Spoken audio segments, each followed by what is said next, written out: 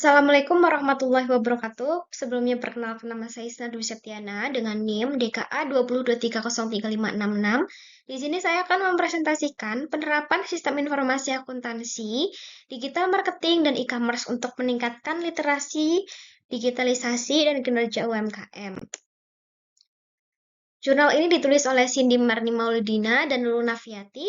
Nama jurnal yaitu Jurnal Pembelajaran Pemberdayaan Masyarakat atau JP2M, volume 5, nomor 1 dan halaman 187 sampai 199 tahun 2024. Masuk yang pertama adalah latar belakang masalah, yang kedua ada rumusan masalah, yang ketiga tujuan penelitian, yang keempat manfaat penelitian, yang kelima manfaat penelitian, yang keenam ada metode penelitian, yang ketujuh ada subjek dan objek penelitian, yang kedelapan ada hasil penelitian atau kesimpulan, yang kesembilan ada kelebihan penelitian, yang kesepuluh ada kekurangan penelitian, dan yang kesebelas ada diskusi atau rekomendasi. Masuk yang pertama adalah latar belakang masalah. Latar belakang masalah yang pertama ada rendahnya pemanfaatan teknologi oleh UMKM.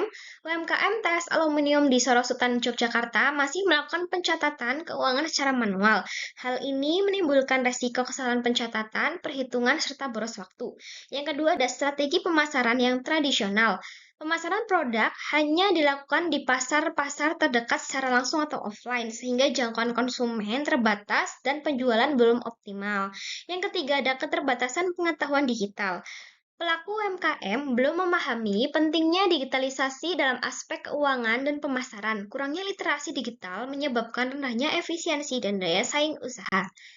Yang kedua ada rumusan masalah. Rumusan masalah yang pertama yaitu ada bagaimana mengatasi keterbatasan pengetahuan digital dalam pengelolaan keuangan UMKM tes aluminium. Yang kedua ada bagaimana strategi digital marketing dan e-commerce dapat meningkatkan kinerja dan jangkauan pasar UMKM tersebut. Yang selanjutnya ada tujuan penelitian. Tujuan penelitian yang pertama ada meningkatkan pengetahuan dan keterampilan pelaku UMKM dalam pencatatan keuangan digital menggunakan sistem informasi akuntansi. Tujuan yang kedua ada memperluas pasar UMKM, melakukan digital marketing dan platform e-commerce seperti Shopee dan Instagram. Yang selanjutnya ada manfaat penelitian. Bagi pelaku UMKM, manfaat penelitiannya yaitu memberikan keterampilan praktis dalam penggunaan teknologi akuntansi dan pemasaran digital. Manfaat yang kedua ada bagi masyarakat dan akademis, yaitu memberikan gambaran nyata efektivitas kegiatan pengabdian dalam meningkatkan kapasitas ekonomi lokal berbasis teknologi. Yang ketiga, ada bagi pemerintah dan pengambil kebijakan, dapat dijadikan acuan dalam mengembangkan program pemberdayaan UMKM berbasis digitalisasi. Selanjutnya ada batasan masalah.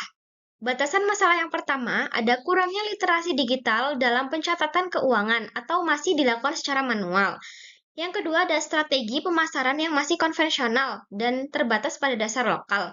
Yang ketiga ada rendahnya pemanfaatan teknologi informasi seperti digital marketing dan e-commerce. Yang keempat ada fokus utama untuk pendampingan sistem informasi akuntansi dan pelatihan digital, marketing, serta e-commerce untuk meningkatkan literasi dan kinerja dari usaha. Selanjutnya ada metode penelitian.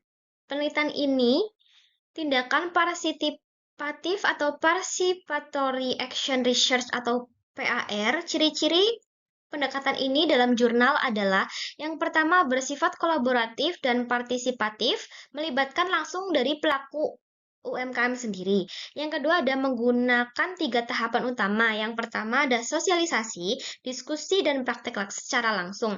Yang ketiga ada peneliti berperan sebagai fasilitator sekaligus pendamping dalam proses pemberdayaan.